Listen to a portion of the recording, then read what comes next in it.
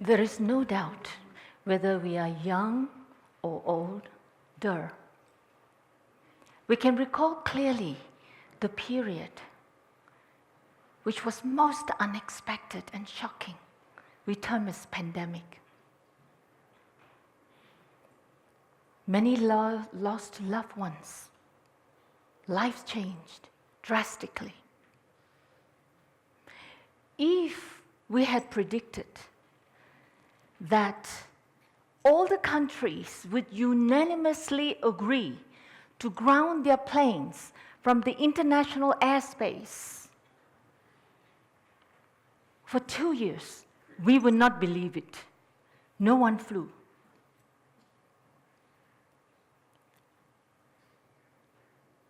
Just the word COVID-19 still distress many people.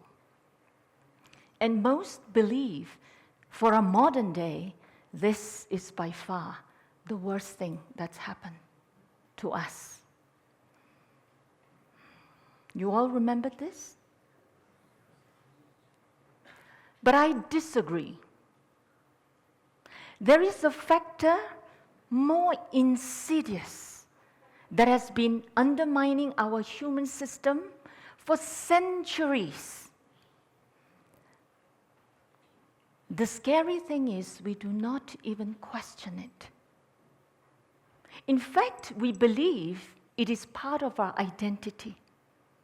So we protect it, we repeat it, we even call it wisdom. And this pernicious factor is fear. Not a pretty face. That's what we look when we are frightened. This fear that I am naming is not instinct. It is the kind that we choose, the kind that we repeat. It is the kind that chokes our confidence, makes us doubt ourselves. Is the kind that poisons our self-belief. Is the kind that says, do not try. You're not good enough. Wow.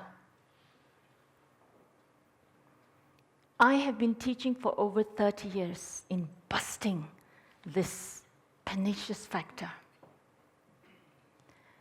What I'm about to do is something I've never done in open public, to share something deeply personal with you.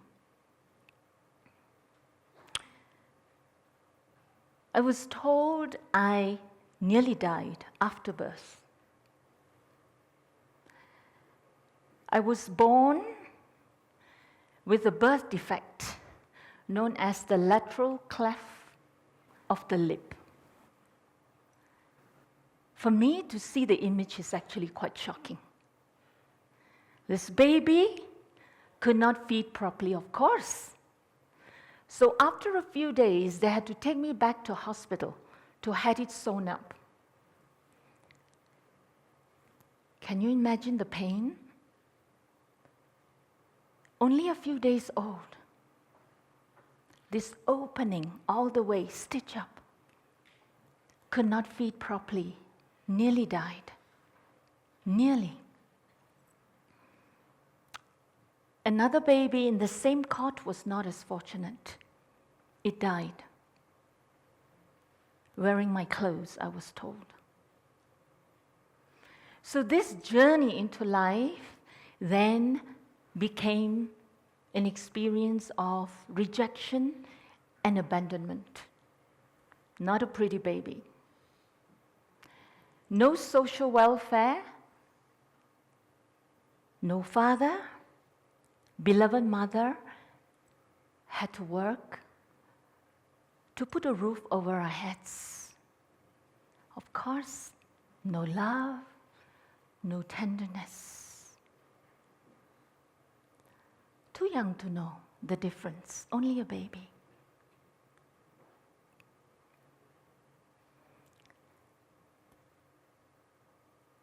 Then when I was 10, my mother remarried.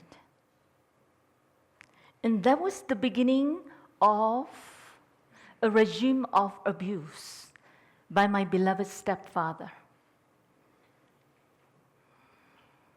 He ritualistically tortured me for 6 years. And if you're feeling sorry for me right now, please don't. Your sympathy food will not strengthen me and it will weaken you. But instead, I invite you to let my story move you into deep compassion. Open your heart. This is not meant to be a tragic story.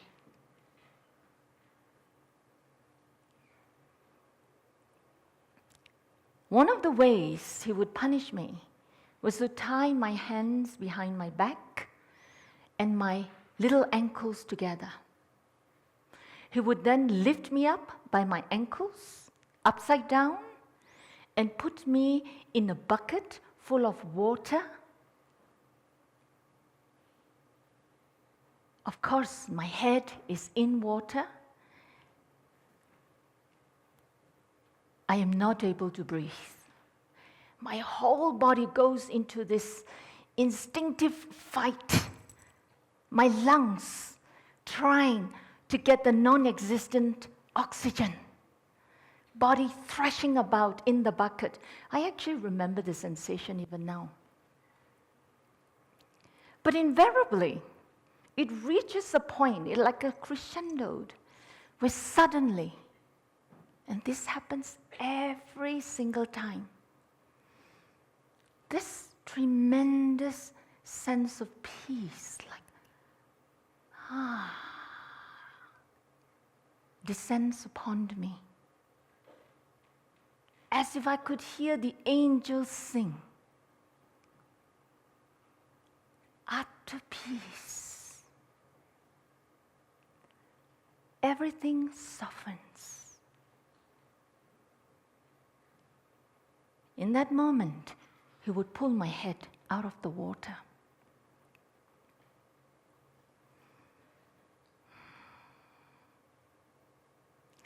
During an intense beating one day, beloved stepfather said, "Spell the word able."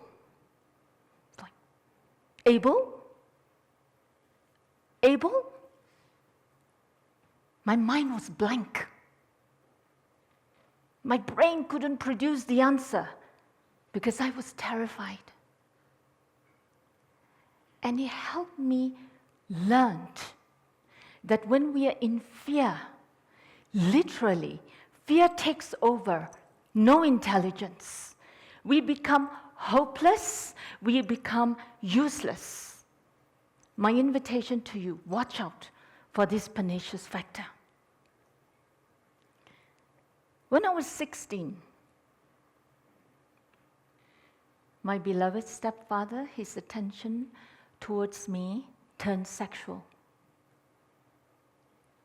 I had no option but to run away to save my future. Where would a 16-year-old go? I had to look for my biological father, whom I only knew he existed when I was 8. I met him about 2 times. I remember the address. He was a Buddhist, my beloved father. He's no longer here. I dedicate this to him. For this liberation he gave me at that point, he said to me, "For your stepfather to have done all that to you," by the way, I'm having goosebumps as I speak. His spirit must be here, supporting this powerful message. He said, he is accountable for his actions in accordance to the law of cause and effect. And this 16-year-old, really, this picture is 16, it's a miracle how I found it. In that moment when I heard that like sharp moment, I thought, this man who has done all these things to the child. He has enough already, plenty on his plate, heaped up. He didn't need me to add my hatred and my anger towards him. Literally, in that moment, this dear 16-year-old, her compassion was already active. Like, I released him from my psyche.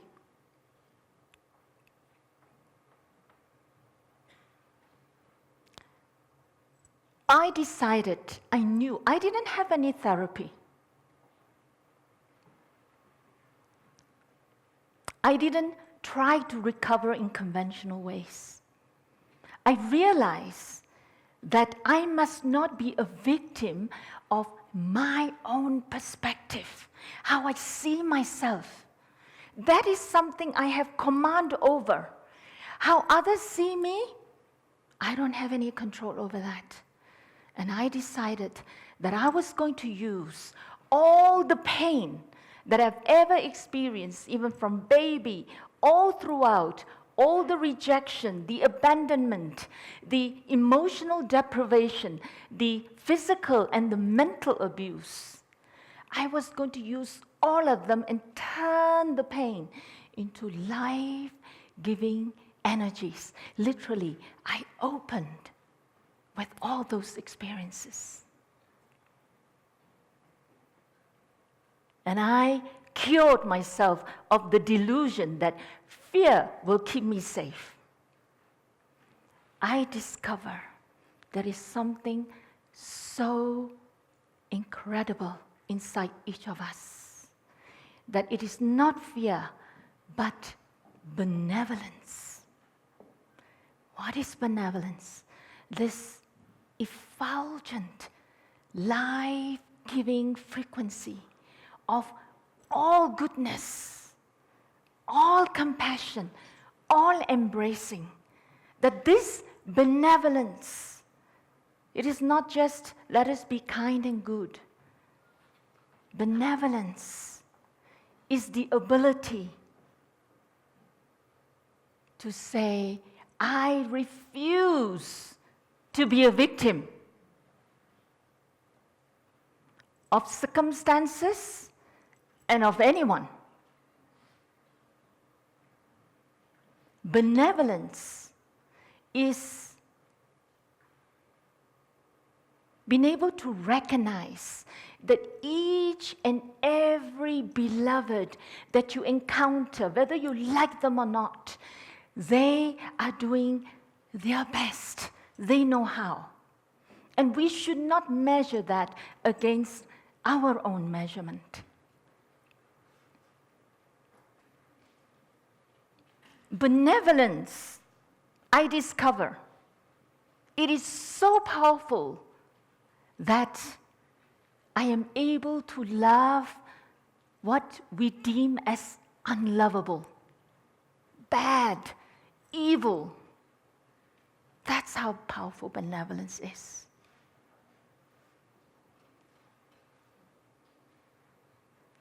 Before you leave, I'd like to share with you something for you to take away. It's something powerful, less than 3 minutes. I invite you to just open your heart to receive it.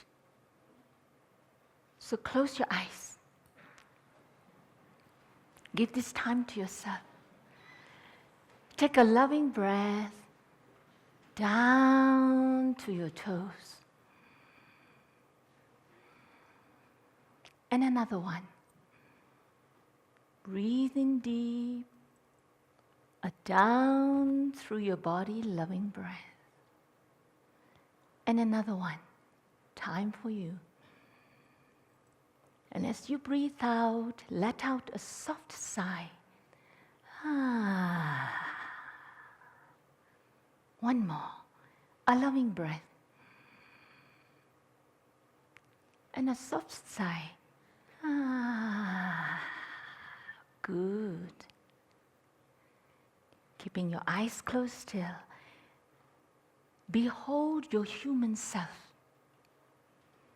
The self that you have regarded perhaps not perfect enough. The self that perhaps you feel have not met up to your own expectations. Perhaps the self who have done wrong, you feel. I want you to take this moment to feel so much love and compassion for this self who has done the best he or she knows how. Imagine yourself putting your arms around yourself, saying tenderly, I love you. You are a precious being. I love you just as you are. Feel this, a beautiful, warm light just enfolding you. Now bring your awareness to all the people who have been in your life, past and present. Perhaps people whom you feel have not met what you needed from them, whether it's love, whether it is approval, whatever, that you feel disappointed. And the love you have just given yourself, I invite you to also enfold them and say, I forgive you. This is very powerful. I forgive you for hurting me knowingly and unknowingly. Take a deep breath in and say, I bless you. And visualize them smiling, filled with light. And feel the lightness in your heart. Take a breath in, a loving breath, and gently open your eyes and bring yourself back into the room.